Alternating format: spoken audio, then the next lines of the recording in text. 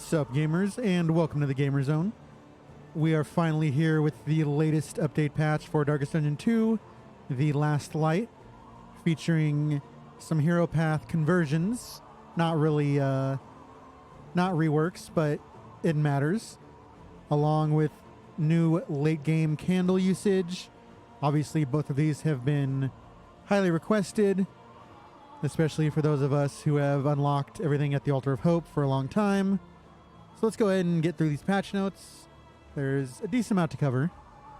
Right now, this is on the experimental branch, so if you want to play that, go ahead and switch to that branch.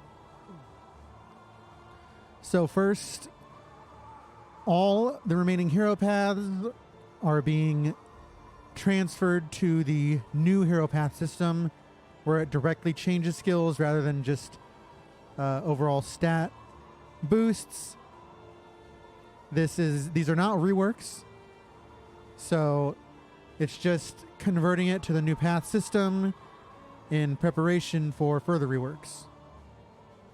The biggest thing, in my opinion, that this is going to bring for this update is this is going to bring direct damage. This is going to get a big buff to direct damage, because now the damage is inside the skill, which means skills like Chop, Howling End, those big damage skills, Finale, these will now benefit more greatly by strength tokens and by damage trinkets, things like that. So that's the biggest change, I think, for this update, along with some small things for the hero paths. We'll talk about each hero a little bit later once we read through the patch notes. So, late game candles. This has been a big request. We don't have anything to do with our candles currently, so Red Hook has added 3 new things to do with our candles. We can now spend candles at the altar to get random items. This is obviously something that I've asked for, and a lot of other people have asked for. So now you can start out with some items. This adds a little more randomness, for the roguelite factor. So that's nice. We can now reroll quirks at the altar. So this is pretty juicy. If you say have Breacher and you want to get rid of it, or if you want to trying to get a good run but you don't want to cheat, you just reroll some quirks, trying to get a Grand Slam team together.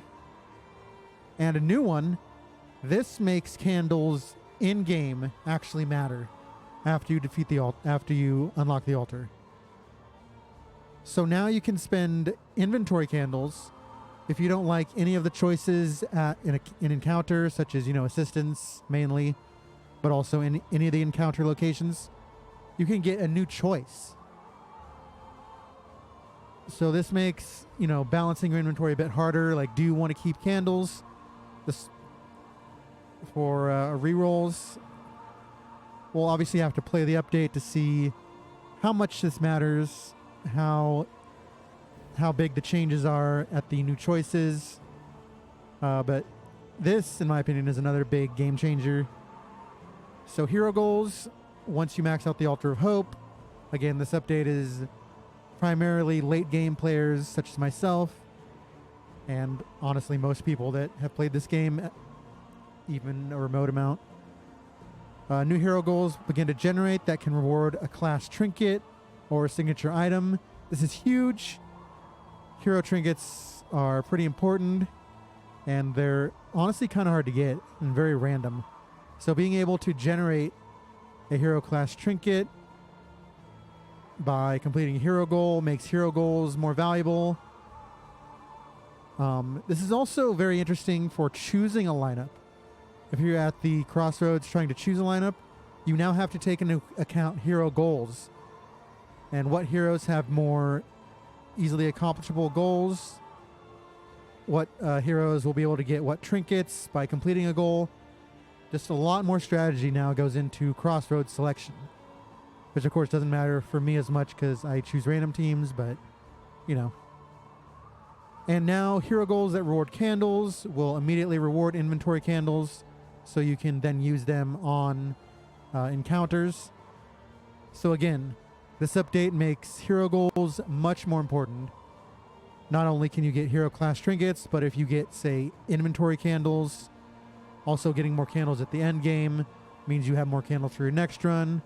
This is especially comes into play if you're, say, doing a Grand Slam and you really need to start rolling these candles in, just rolling them over.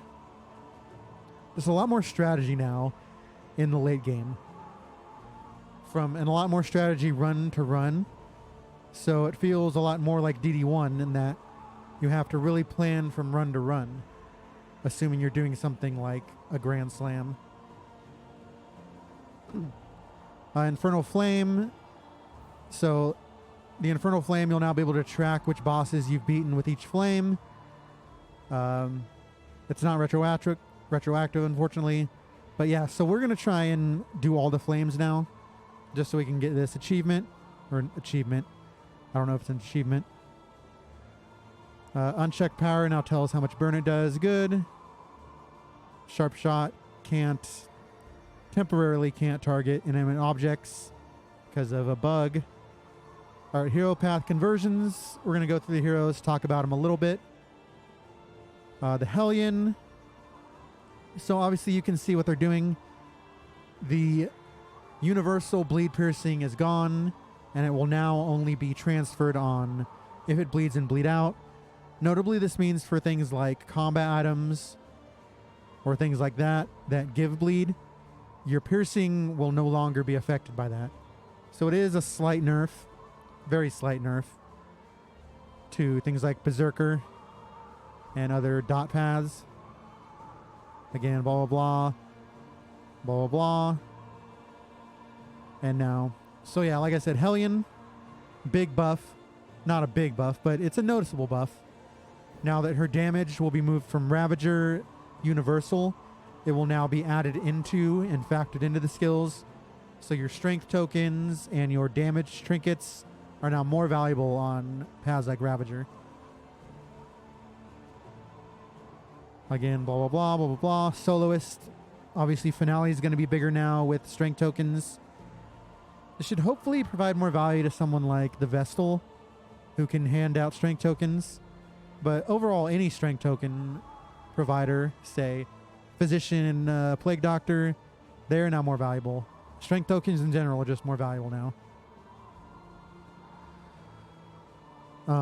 So there are some minor changes.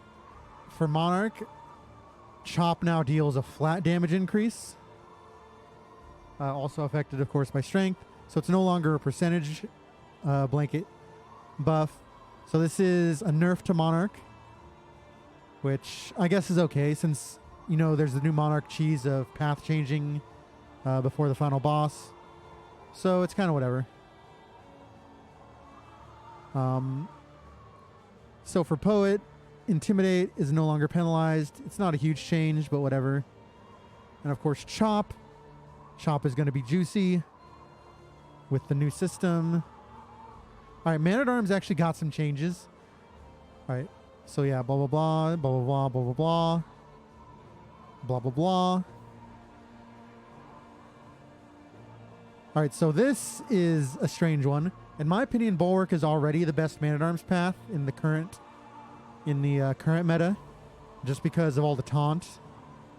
Once Retribution and Stand Faster upgraded, you now have a taunt every single turn. And now Bulwark gets another buff. Riposte damage is no longer reduced on this path. So of course you still get the crush nerf. But now your Retribution, which you're still putting on your bar just because it's a taunt for your tank. So you're just getting a straight up buff on your Bulwark. And this is already, in my opinion, maybe the best path in the game. One of the best paths in the game. So, Man-at-Arms buff. Omega lol. Sergeant. Also, the riposte damage is no longer reduced. So it's a slight buff to Sergeant. Of course, his other skills are still reduced.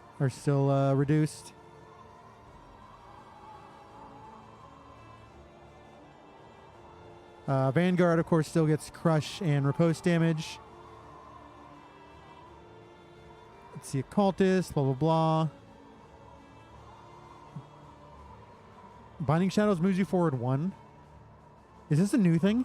Yeah, so that's... It used to do that, and now it's back to doing it again. That's actually pretty good for Aspirant. So you can do some mobile stuff with Aspirant now. Okay, adjusted healing ranges.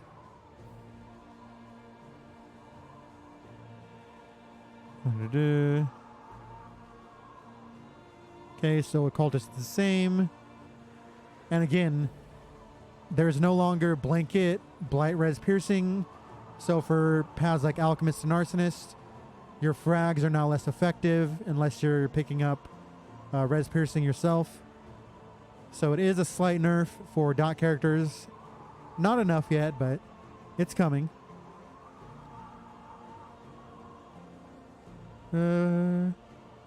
Yeah. So no real changes.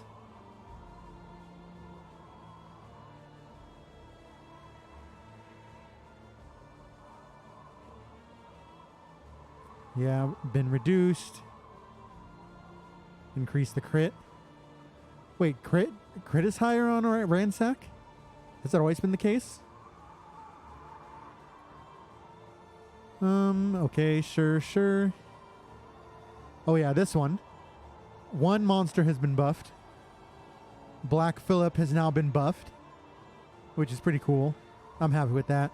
Black Phillip needs to be goated.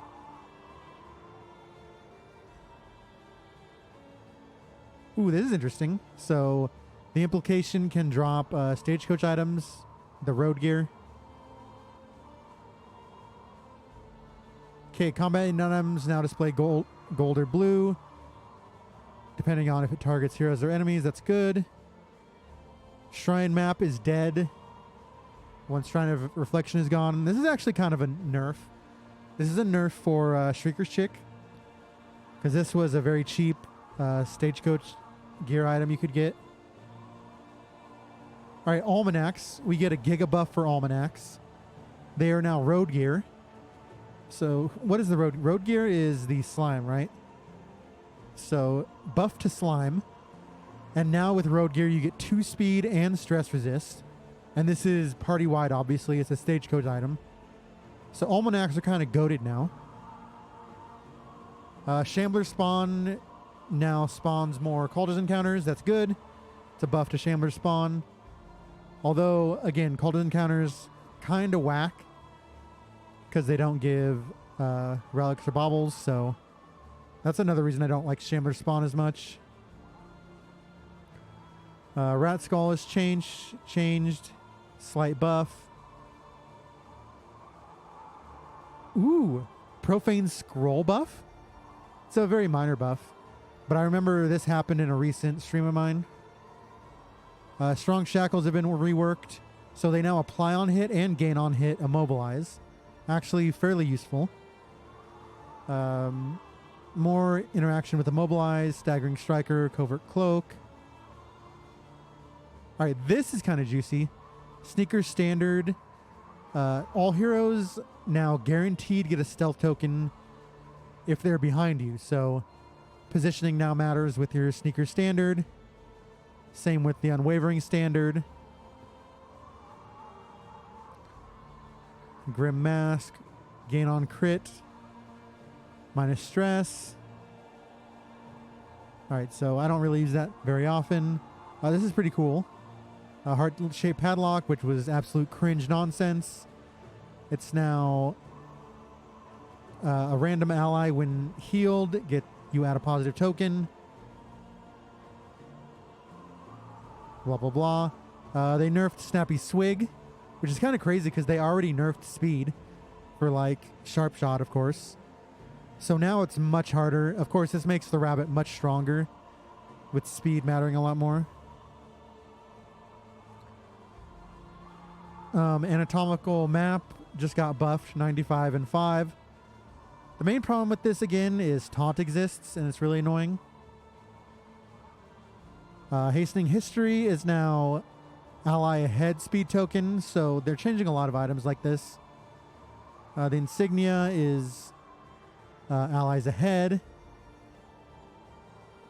The disease resist is now full party and it's more expensive.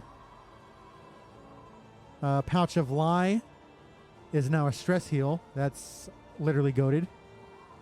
Pouch of Lie is not used very often, but it's now goated. And Shred of Decency is now completely unhinged, removing all worship. This is all just cringe nonsense. So yeah, that's the update. Obviously, main things are hero reworks, mainly benefiting direct damage and strength token generation, and the